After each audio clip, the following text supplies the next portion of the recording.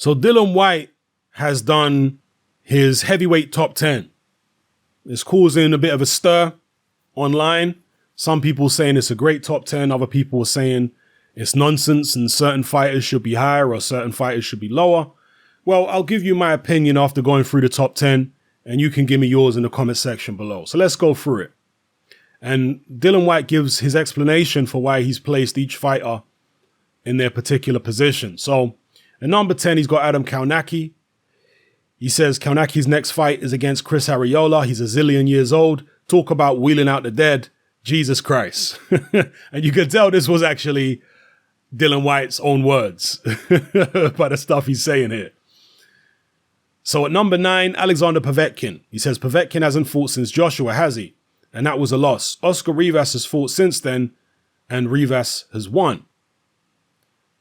Number 8, he's got Oscar Rivas. He says Rivas should be 8. He's a strong guy, undefeated, a come forward pressure fighter. He seems to be a danger man. Nobody wants to fight him.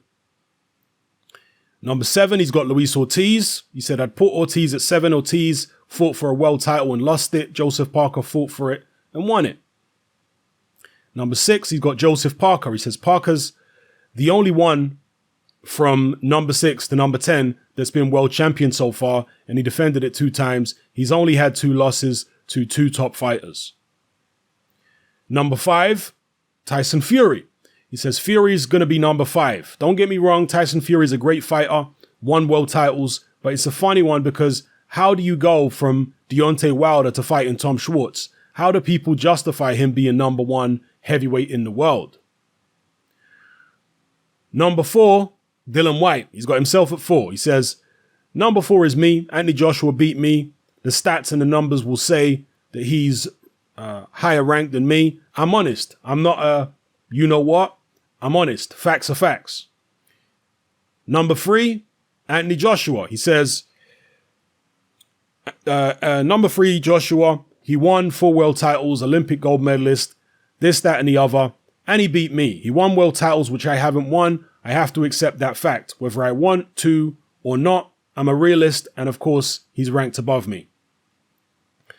Number 2, he's got Deontay Wilder. He says Wilder's a world champion, simple as that. And number 1, he's got Andy Ruiz. He says Andy Ruiz is number 1. The reason I say he's number 1 is he's beaten Joshua, and Joshua had 4 belts. He didn't just beat him, he knocked him out. So he went from being not even in the rankings to number 1. This is boxing.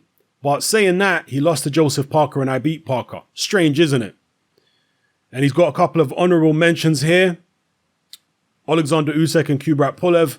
Of Usyk, he says Usyk shouldn't be anywhere in the top 10 heavyweights because he ain't had no fight yet.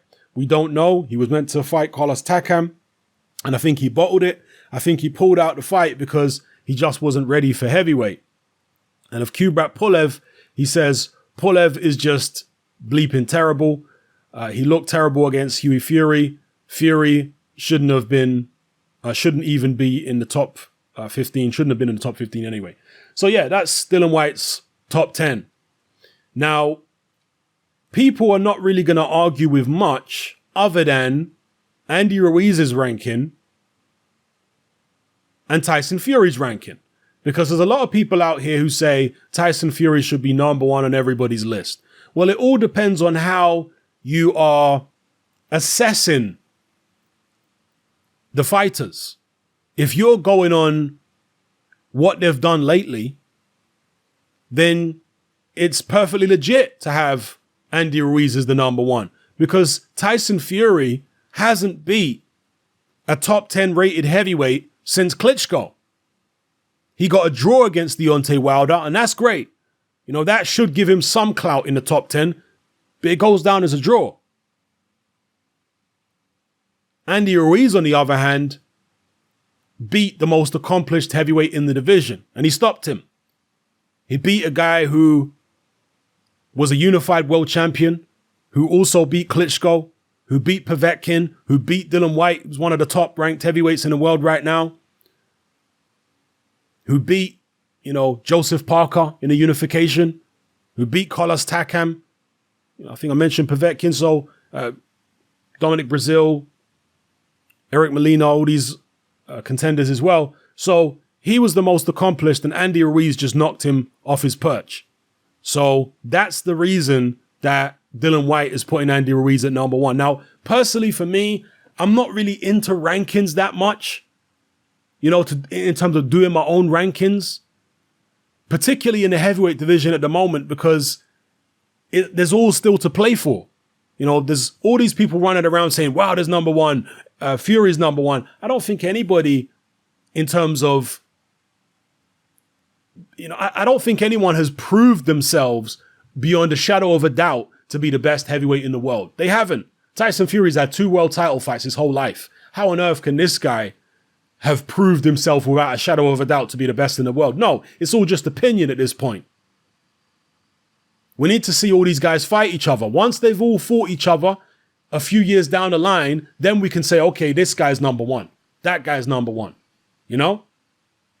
Right now, it's transient. One guy could be number one today, and then tomorrow he's not number one anymore.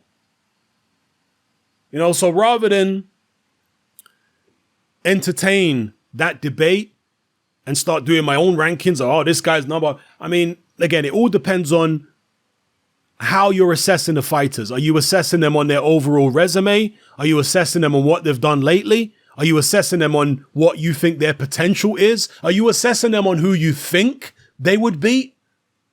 Or are you assessing them on who they actually have beat? That's a real good question for a lot of people out there who are upset with Dillian Whyte's top 10. Yeah? Are you assessing these fighters on who you think they would beat or who they have actually beat? On what you think they could achieve or what they've actually achieved? Because Dillian Whyte seems to be, you know, leaning towards ranking these fighters based on what they've actually achieved lately. Yeah? I mean, you could have won world titles 5 years ago. Is that relevant now? If you haven't beat a world-class heavyweight, and I'm not talking about Tyson Fury, I'm just giving you an example, okay? A generic example. If you won world titles 5 years ago, but you haven't beat a top 10 heavyweight since, it's not really relevant anymore, is it? In terms of how you would be ranked today. So Dillian Whyte seems to be basing his rankings on what fighters have achieved over the past couple years. Yeah, who they've been fighting over the past couple years, what they've done over the past couple years. That's what he seems to be ranking people on. So personally, I think it's a reasonable top 10. Do I agree with every single position? I mean, I don't know. Like I say, until these heavyweights all fight each other, it's going to be difficult for me to do any kind of top 10. It's all still to play for in the heavyweight division. Anybody trying to convince you otherwise, it's all settled now, we know who the best is, them people either don't know boxing or they've got some serious bias agenda going on there. Yeah? It isn't all settled. We don't know who the definitive number one is. That's still yet to be decided. That's why it's so exciting. Yeah? Anyway, let me know what you guys think in the comment section below. What's your opinion on Dillian Whyte's top 10? Would you have these people ranked the way that they are? You see, because a lot of people are going to say, how can you rank Andy Ruiz number one? He'd lose to Wilder. He'd lose to Fury. Well, I think he'd lose to those guys too. But that's just an opinion. And most of you, yeah, most people, 95% of boxing fans thought that Ruiz would lose to AJ. That shows you how much your opinion actually matters. AKA not at all. The only thing that matters is what takes place in a boxing ring. Yeah? Most people felt AJ would beat Ruiz. Didn't happen. Most people are going to feel that Wilder and Fury would beat Ruiz. We have to see them get in the ring and fight him before we can know for sure. Because Ruiz is no cupcake. We're not talking about some journeyman. We're not talking about some donut. We're talking about a guy who can actually fight. Who's only lost one fight on points, and that was a very contentious decision. So when you're dealing with the top level fighters, you can't just dismiss certain fights and say, no, you beat him easy. Not when you're dealing with the top level guys, you can't. You can't do that. You have to let them all fight each other. You're going to see upsets, you know? So that's my take on it. Give me your take in the comment section below. It's happening out. Join me on Patreon. I upload a minimum of 2 podcasts every single week, covering a wide variety of controversial topics, as well as live stream Q&A sessions. Take a look on screen right now at some of the podcasts I've produced so far. For just $3 a month, the equivalent of about £2 a month, you get access to all my new podcasts and my entire back catalogue of past podcasts, including my popular Confessions of a Nightclub Bouncer series. You can listen on your computer or on your smartphone or tablet by downloading the Patreon app from the Google Play Store or the App Store for free. The Patreon app also allows you to download each podcast in MP3. For less than the price of a cup of coffee, you get access to dozens of hours of exclusive content. It's easy to sign up, there's no contract, and you can cancel at any time. So come and join our community of free and critical thinkers by signing up with me here on Patreon today.